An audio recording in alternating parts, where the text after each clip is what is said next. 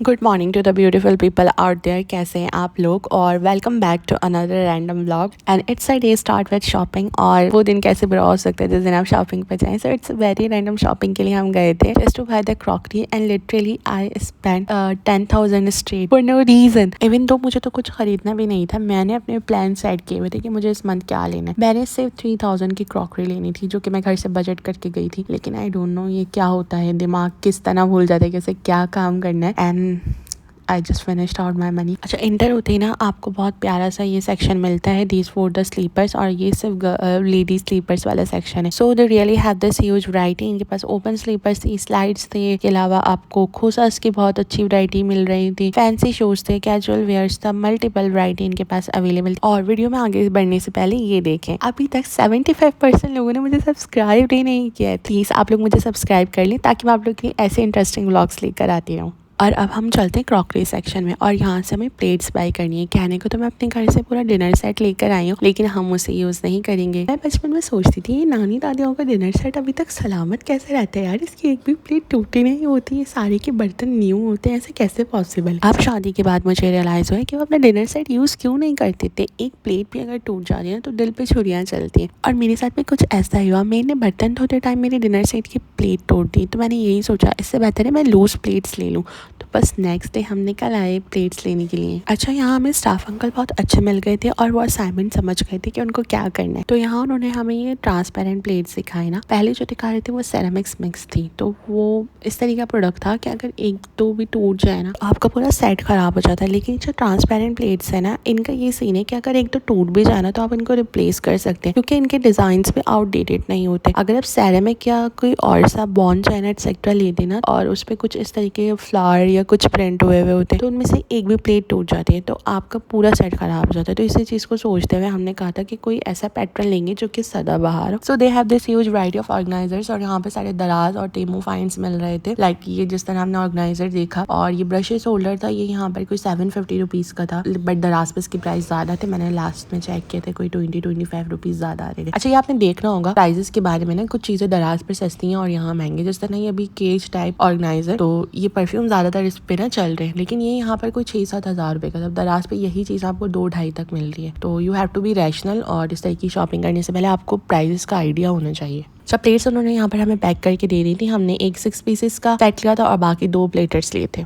So now it's time to shop for the makeup, और ये feeling ही कुछ इस तरीके की होती है, आप ना चाहते हुए भी सेक्शन की तरफ खींचे चले जाते हैं। अच्छा, यहाँ पर ये सीन है कि आपको 2 तरीके के मेकअप मिल जाते हैं। तो मल्टीपल ब्रांड्स हैं, जैसे रिमल हो गया, लॉरियल, मेबलिन, इस तरीके के जो मेकअप्स होते हैं उसका एक अलग सेपरेट सा सेक्शन है। तो सेकंड आपको मिलती है वैरायटी, और इसमें प्राइस रेंज जो है वो उनके मुकाबले में थोड़ी कम होती है, और इसमें भी मल्टीपल ब्रांड्स आ जाते हैं, जैसे कि मिस रोज है, इनके पास बॉब है, और आपको किस ब्यूटी मिल जाता है। मतलब इस तरीके के लोकल ब्रांड्स हैं वो आपको मिल जाते हैं। मैंने यहाँ से बॉब का मस्कारा लिया था क्योंकि मैं काफी टाइम से एसेंस यूज करी, अभी उसको फॉर्मूला बहुत ज्यादा ड्राई होने लगे, टाइम बाद ना वो झड़ने लग जाते हैं और आंखों के नीचे ऐसे डार्क सर्कल से हो जाते हैं। मैंने कहा बॉब लेके देखती, मैंने कुछ टाइम पहले यूज किया था और अच्छा रिजल्ट था। अच्छा, यहाँ पर जो सेल रिप्रेजेंटेटिव थे उससे मुझे एक ब्राउन कलर का लिप ग्लोस दिखाया था और वो मुझे काफी अच्छा लग रहा था शेड उसका, तो मैंने ले लिया था। बाकी जो मेरी रियल सर्च थी ना वो थी eyebrow pencil with pulley brush, और मिस रोज की जो आईब्रो पेंसिल है बहुत जबरदस्त मिल जाती है और लगाने के बाद भी बहुत काफी टाइम तक स्टे करती है। वही चीज मैं सेम यहाँ ढूंढ रही थी, बट अनफॉर्चुनेटली वो अवेलेबल नहीं थी। उसके साथ साथ मैंने कुछ नेल्स देखे, बट क्वालिटी ना बहुत ज़्यादा चीप लग रही थी। अब 199 में आप क्या ही एक्सपेक्ट कर सकते हैं, लेकिन फिर भी एवरेज अच्छा था। अब हम चलते हैं ज्वेलरी सेक्शन पे।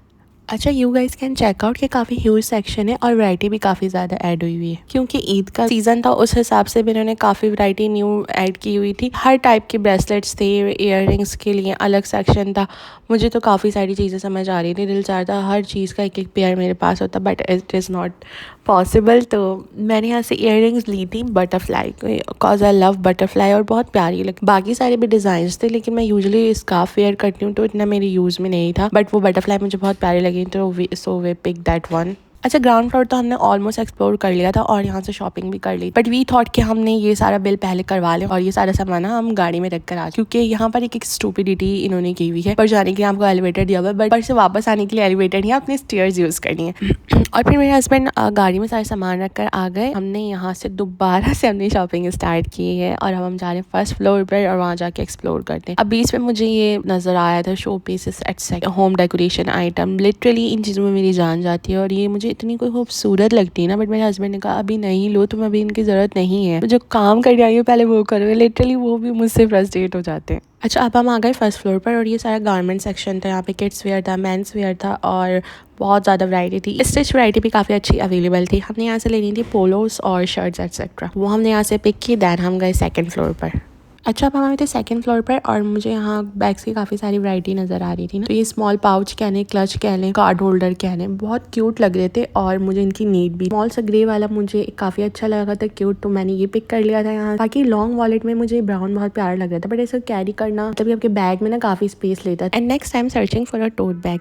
बेसिकली टोट बैग की ना कैपेसिटी बहुत अच्छी होती है और मुझे चाहिए भी कुछ इसी टाइप का बड़ा बैग जो कि यूनिवर्सिटी और ऑफिस का मेरा सारा स्टफ उसके साथ उसके अंदर आ जाए। अच्छा, अब यहाँ पर ना मल्टीपल वैरायटी थी, लगेज थे, ये ब्राइडल क्लचेस थे। अब मैं ये देखी तो मेरे हस्बैंड हंसने लगे, भाई तुम्हें क्या जरूरत है इन सारी चीज़ों की, अभी तुम जो चीज़ लेने आई हो वो जल्दी पिक करो। बट अब उनको कौन समझाए कि I am just a girl और यही सारे शौक है मेरे, मैं इन्हीं चीज़ों से खुश होती हूँ। अच्छा, बहुत सारे ऑप्शन देखने के बाद ना finally we have decided on a cross body bag, not a tote bag. I don't know क्यों मैंने ये डिसीजन लिया था वहाँ पर। अब इसके साथ जो स्ट्रैप उन्होंने दिखाए थे ना वो बहुत प्रेटी थे, तो बस मैंने कहा ये ओके कर लेते हैं। और इसमें कलर्स 3 कलर्स थे आई गेस, बट पिंक हमने चूज किया था क्योंकि पिंक स्कार्फ यूजुअली वेयर करे होते हैं, तो पिंक उसके साथ कलर। बैग के सामने मुझे कुछ स्कार्फ नजर आए थे और इसमें लॉन का एक बहुत प्रीटी कलर था, वो मैंने पिक किया। ये दोनों कलर्स ना मेरे बैग में मैच हो रहे थे और प्राइस भी इसके काफी ज्यादा रीजनेबल थे। आई गेस 450 रुपीज का था और स्टफ इसका काफी समर फ्रेंडली था। अच्छा, कुछ बेडशीट्स देखी थी but was not sure for the quality, तो फिर ये आगे जाके मुझे रक्स नजर आए, फुट मैट, ये अच्छे थे काफी ना। नीचे मेरे हस्बैंड को ब्लैक कलर का नजर आया था, फर वाला, ये आजकल बहुत चल रहा है पिंटरेस्ट स्टाइल, लेकिन हमें चाहिए था white. Then as a representative अगर वो व्हाइट में हमें दे सके, तो भी काफी सर्च किया बट अनफॉर्चुनेटली ये उसको नहीं मिला ना, तो उसने व्हाइट में हमें दूसरे दिखाए थे बट वो इतने कोई खास नहीं लग रहे थे।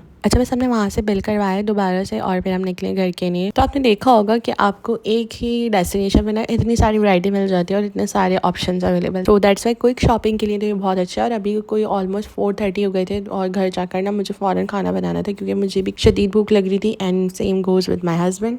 अच्छा, तो आते हैं ना, मैंने सबसे पहले तो ये प्लेट्स अपनी साइड की हैं और ये देखें, ये वो प्लेट है जो टूटी थी ना, ये साइड से बिल्कुल क्रैक पड़ी है इसके ऊपर। अभी ऊपर से तो पता नहीं चला, नीचे से ना ये पूरा इसका एक कोना झड़ चुका, उस वजह से हमने डिसाइड किया था कि अभी फौरन से रिप्लेस कर। आई थॉट कि कुछ इजी बनाया जाए, तो शवरमा बहुत क्विक एंड ईजी होता है। यहाँ पे मैंने पीठा ब्रेड ली थी कि मैंने क्रेव मार्ट से ऑर्डर की, बट ये ना फ्रेश नहीं लग रही थी, तो अभी हम कुछ नहीं कर सकते थे, हमने इसके साथ ही गुजारा करना था। और यहाँ पे मैंने कैप्सिकम्स को जूलियन कट कर लिया था। एक बाउल में ना अपनी चिकन पहले मैरिनेट कर लेंगे, इससे क्या होगा कि टेंडर हो जाती है ना, तो ईजीली तकरीबन 3 से 5 मिनट में आपकी चिकन रेडी हो जाती है। यहाँ पे मैंने कुछ सॉसेस डाले थे, इसके अंदर बारबेक्यू सॉस डाला था, हॉट सॉस डाला था। स्पाइस लेवल आप अपने अकॉर्डिंग सेट कर सकते हैं। यहाँ पे चिली फ्लेक्स मैंने ऐड किए थे, ब्लैक पेपर ऐड किया था, कुछ धनिया था, हल्दी थी, इस तरह के बेसिक स्पाइसेस ऐड किए थे। और फिर हमने इसमें जिंजर गार्लिक पेस्ट ऐड किया था, उसको अच्छी तरीके से मिक्स, और हमने 5 to 10 मिनट इसको रेस्ट दिया था। अच्छा, जितना ये वीडियो में कोई क्या ईजी लग रहा है, नहीं लिटरली सच में इतना क्विक था और मुझे इसको बनाने में ऑलमोस्ट 15 मिनट्स लगे हुए थे। अगर कभी इस तरीके का होता है कि टाइम नहीं होता, तो आई प्रेफर चाइनीज या कुछ फास्ट फूड टाइप बना लूँ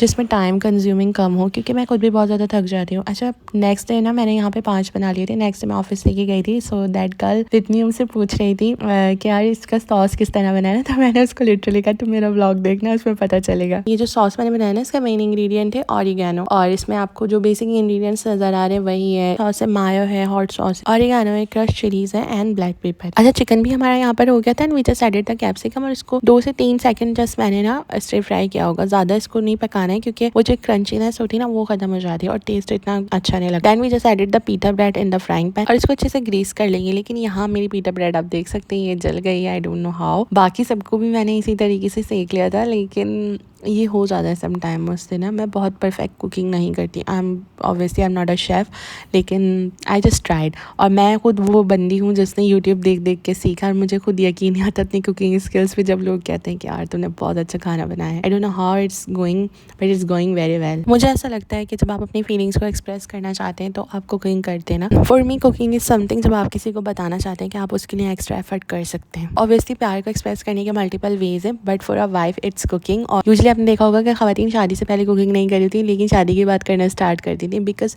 दे want a way to express their feelings, to show that how much they love their husbands and their family. तो मुझे ऐसा लगता है पर्सनली, आई बिलीव कि it's a way to show that how much you love them. और अब हम चलते हैं कुछ प्रोडक्ट्स के बारे में बात करते हैं जो हमने अभी रिसेंटली बाय करें। Number 1 is are these plate. ये बेसिकली सालन के लिए यूज की जाती है, गहरी वाली प्लेट्स हैं। ये टोटल 6 पीसेस का सेट्स है और ये अराउंड हमें 760 का पड़ा है, 1760 का पड़ा है, तो it's a good. Second we have this large plate, और आप इसको प्लेटर कह सकते हैं। ये 1 पीस के ना अलग से सेट थे, तो हमने अभी जस्ट 2 लिए हैं टू चेकआउट क्या है इसकी क्वालिटी और एक्सट्रैक्टर किस तरीके। इसका साइज काफी बड़ा है, आप इसको एज अ प्लेटर यूज कर सकते हो। तो ये देख सकते हैं आप, दोनों ना साथ में एक सेट ही लग रहे हैं। तो ये जो बड़ा वाला साइज है ना, ये हमें कोई अराउंड 345 या 450 का पड़ा है, विच इज क्वाइट गुड, और हम इसका एज अ प्लेटर भी यूज कर सकते हैं। Second we have this pop mascara. ये वाटरप्रूफ मस्कारा, ये बिल्कुल भी स्मज नहीं होता, स्वेट प्रूफ है। मैं इसको पहले काफी यूज करती थी। Next we have this kabuki brush, और इसके ब्रिसल्स इतने अच्छे नहीं है। इससे पहले मैं कॉस्मी का यूज करी हूँ, इससे ज्यादा बेहतर है। So obviously this one is not recommended by my side, और ये मुझे कोई अराउंड 350 या 500 इसके बीच में इसकी कॉस्ट एक्जैक्टली मुझे याद नहीं है। Next we have this earring, और ये बहुत प्यारे प्रेटी सी इयररिंग्स आप देख सकते हैं, इसके अंदर बीड लगे हुए हैं। अब obviously the butterflies are the lovelies. ये मैंने अभी भी पहने हुए हैं वॉइस ओवर करते टाइम, क्वालिटी बहुत जबरदस्त थी। Now you guys check out this shade, और ये पिंकिश ब्राउन सा शेड है, और मैं काफी टाइम से इसकी